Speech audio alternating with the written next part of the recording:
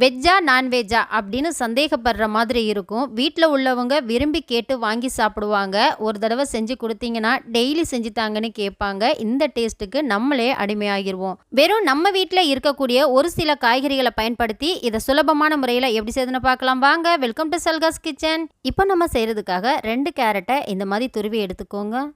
பெரிய வெங்காயத்தை நல்லா சின்னதாக கட் பண்ணிவிட்டு சேர்த்துக்கணும். அதே மாதிரி முட்டைகோஸ் சின்னதாக கட் பண்ணது, பச்சை மிளகாய், கருவேப்பிலை, மல்லி இலைகள். இது கூடவே 1 டேபிள் ஸ்பூன் இஞ்சி பூண்டு பேஸ்ட்டு, 2 டேபிள் ஸ்பூன் அரிசி மாவு சேர்த்துக்கோங்க. 2 டேபிள் ஸ்பூன் கார்ன்ஃப்ளவர் மாவு சேர்த்துக்கணும். இதுக்கு கடலை மாவு எதுவுமே சேர்க்கக்கூடாது. இது கூடவே காரத்துக்காக கொஞ்சமாக மிளகாய்த்தூள், மஞ்சள் தூள், கரம் மசாலா, தேவையான அளவு உப்பு சேர்த்துக்கோங்க. இப்போ நம்ம தண்ணி எதுவுமே சேர்க்கக்கூடாது. அந்த காய்கறி வெங்காயத்தில் இருக்கக்கூடிய தண்ணியே நமக்கு கொஞ்சம் சரியான அளவாக இருக்கும். கையில் வச்சு எல்லா மசாலாவுமே எல்லா மாவுக்குமே படுற அளவுக்கு இந்த மாதிரி நல்லா அழுத்தி அழுத்தி பிசைஞ்சு விடணும். இப்போ நம்ம கொஞ்சமாக தண்ணி ஊற்றி தெளித்து விட்டுட்டு இந்த மாதிரி கலந்து விடுங்க. இந்த தண்ணியே நமக்கு சரியான அளவாக இருக்கும். இதுக்கு மேலே தண்ணி எதுவுமே தேவைப்படாது. இப்போ நல்லா அழுத்தி பிசைஞ்சதுக்கப்புறம் எந்தளவுக்கு தண்ணி நமக்கு சரியாக இருக்குது பார்த்தீங்களா? அதிகமாக தண்ணி ஊற்றிட வேண்டாம். கொஞ்சமாக கையில் ஆயில் நெய் இல்லாட்டி தடவிட்டு இதை அப்படியே உருட்டி உருட்டி எடுத்துக்கோங்க. ரொம்ப பெருசாகவும் வேண்டாம், சின்னதாக இந்த மாதிரி ஒரு லட்டு பிடிப்போம்ல, அதை விட கொஞ்சம் சின்னதாக நீங்கள் பிடிச்சி எடுத்துக்கோங்க. இதே போல் நான் எல்லாத்தையும் ரெடி பண்ணிட்டேன். இப்போ கடாய் ஹீட் பண்ணிவிட்டு ஆயில் நான் வந்தது கூட சேர்த்துருக்கேன். இப்போ கொஞ்சம் கொஞ்சமாக எல்லாத்தையுமே சேர்த்துட்டு நம்ம பொரித்து எடுத்துக்கலாம்.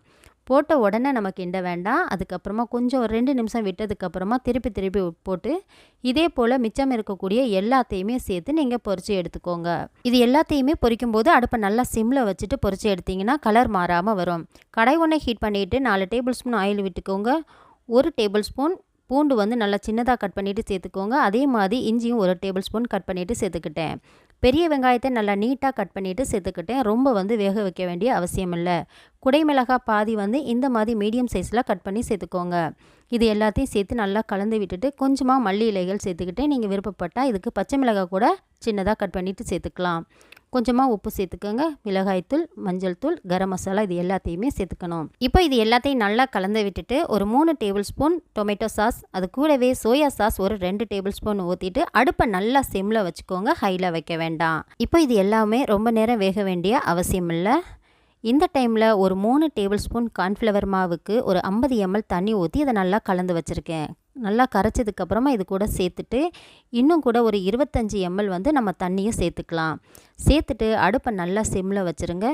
1 நிமிஷத்துலேயே நமக்கு நல்லா திக்னஸ் கிடச்சிரும். ஹையில் வச்சிங்க அப்படின்னா கருகி போயிடும். இந்தளவுக்கு நல்லா ஆயில் பிரிஞ்சு அப்படியே மினுமினுன்னு வரும் பாருங்கள். அந்த டைமில் நம்ம பொரித்து வச்சுருக்கக்கூடிய வெஜிடபிள் உருண்டையை இது கூட சேர்த்துட்டு அடுப்பை நல்லா சிம்மில் வச்சுட்டு ஒரு 3 நிமிஷமாக இந்த மாதிரி கிண்டி விட்டுட்டே இருங்க. பார்க்கும்போதே இப்போவே எடுத்து சாப்பிடணும் போல் ஆசையாக இருக்கும். அவ்வளோ அருமையாக இருக்கும். 3 நிமிஷத்துக்கு இந்த மாதிரி கைவிடாமல் கலந்து விட்டுட்டே இருந்தீங்கன்னா அந்த மசாலா எல்லாமே அந்த உருண்டைக்கு இறங்கி நல்ல ஒரு டேஸ்ட்டு குடிக்கும்.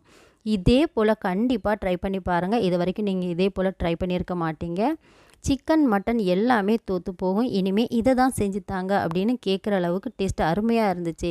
இதே போல் நீங்களும் ட்ரை பண்ணி பார்த்துட்டு இதோட டேஸ்ட்டு எப்படி வந்துச்சு அப்படிங்கிறத கமெண்ட் பண்ண மறந்துடாதீங்க.